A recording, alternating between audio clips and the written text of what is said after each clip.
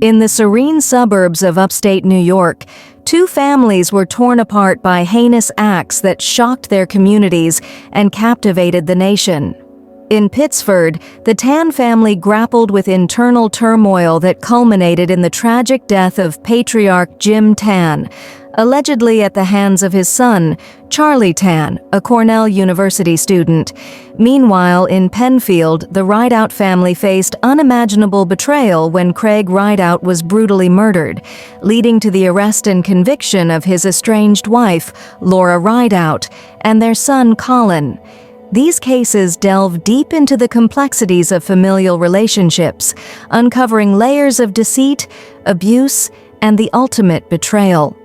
Join us as we explore the intricate details and legal proceedings surrounding the murders of Jim Tan and Craig Rideout, shedding light on the dark secrets that lay hidden behind closed doors.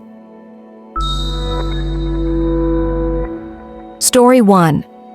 In the tranquil suburb of Pittsford, New York, the Tan family was the epitome of the American dream.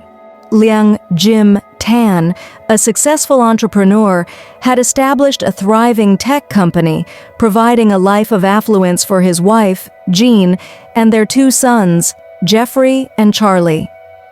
Charlie, the younger son, was a promising student at Cornell University, known for his academic excellence and leadership qualities. To the outside world, the Tans were a model family.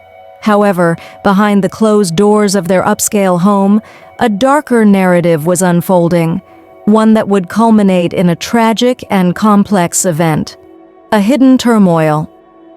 Beneath the family's polished exterior lay a history marred by allegations of domestic abuse.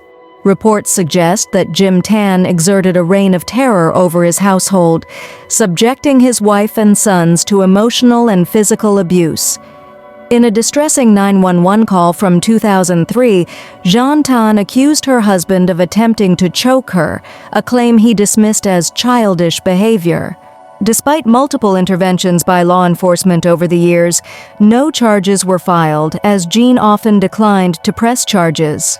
This pattern of abuse created an environment of fear and helplessness, particularly for Charlie, who bore witness to his father's violent outbursts. The breaking point. In early February 2015, the tension within the Tan household reached a critical point. Charlie, the then 19, received alarming calls from his mother, indicating that the abuse had escalated. Determined to protect his family, Charlie made a fateful decision. Unable to legally purchase a firearm himself, he persuaded a friend to buy a 12-gauge shotgun on his behalf, under the pretense of using it for hunting. On February 5, 2015, Charlie returned home, entered his father's office, and shot him 3 times as he sat at his desk. In a later affidavit, Charlie confessed, "I knew I had killed him." The aftermath. Following the shooting, Jean Tan called 911, reporting that her husband had been killed. Charlie was subsequently arrested and charged with second-degree murder. During the trial, the defense portrayed him as a son driven to protect his mother from imminent harm, citing the years of abuse as justification for his actions. The prosecution, however, argued that the act was premeditated, emphasizing the unlawful procurement of the firearm. After a 4-week trial, the jury was unable to reach a unanimous verdict, resulting in a mistrial. The presiding judge later dismissed the charges, and Charlie was released. The legal saga did not end there. In 2017, federal authorities charged Charlie with causing the illegal purchase of the shotgun used in the shooting. He pleaded guilty to these charges and, in November 2018, was sentenced to 20 years in federal prison. In a 2019 affidavit, Charlie admitted to the shooting, detailing the abuse and expressing remorse for his actions. He stated, "I knew that killing my father was wrong, but in my own mind I felt I had to do so to protect my mother." The Charlie Tan case serves as a poignant exploration of the complexities surrounding domestic abuse, the psychological toll on those involved, and the profound moral and legal questions that arise when a victim takes the law into their own hands. It underscores the intricate interplay between familial loyalty, personal trauma, and the quest for justice, leaving an indelible mark on all who delve into its depths. Story 2. In the tranquil suburb of Penfield, New York, the Rideout family seemed to epitomize the American dream. Craig Rideout, a 50-year-old computer programmer, was known for his dedication to his 7 children and his profession. His estranged wife, Laura Rideout, 46, had recently moved out, residing with her boyfriend, Paul Tucci.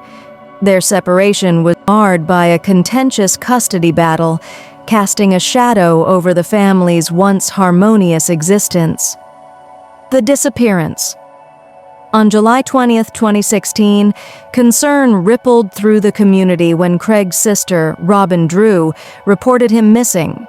She had visited his townhouse and found it in disarray, with Laura unexpectedly cleaning, a task uncharacteristic of her. This unusual behavior, coupled with Craig's unavailability, raised immediate suspicions. The gruesome discovery. The following day, a farmer in Yates County stumbled upon a horrifying scene, a body wrapped in a tarp discarded near a rural road. The victim had been strangled, and in a gruesome attempt to hinder identification, the face and fingertips were disfigured with acid. Dental records later confirmed the worst fears. It was Craig Rideout. The investigation unfolds. Investigators swiftly honed in on those closest to Craig. Suspicion centered on Laura Rideout, her boyfriend Paul Tucci, and Craig's 2 eldest sons, Colin and Alexander.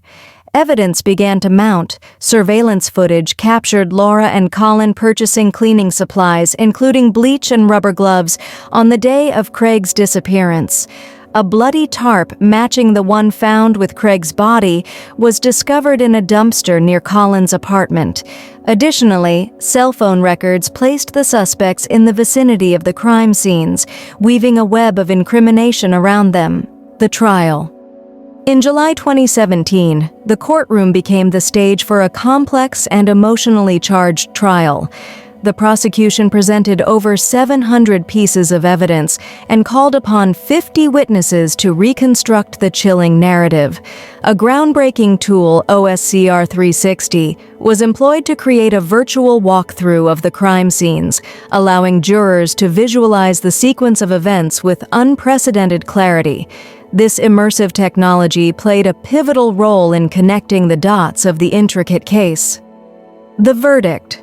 After exhaustive deliberations spanning several days, the jury reached a verdict.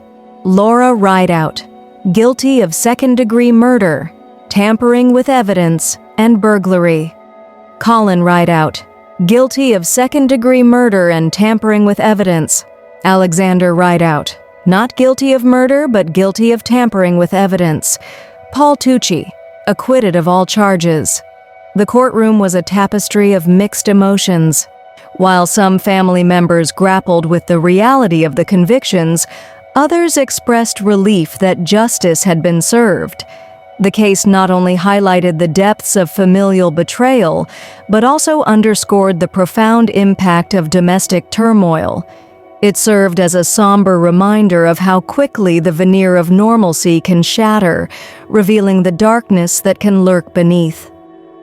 Sentencing and aftermath. In September 2017, Laura and Colin Rideout were each sentenced to 25 years to life for second-degree murder, with additional time for the tampering and burglary charges. Alexander received a sentence of 2 to 8 years for evidence tampering. The family, once a picture of unity, was now irrevocably fractured.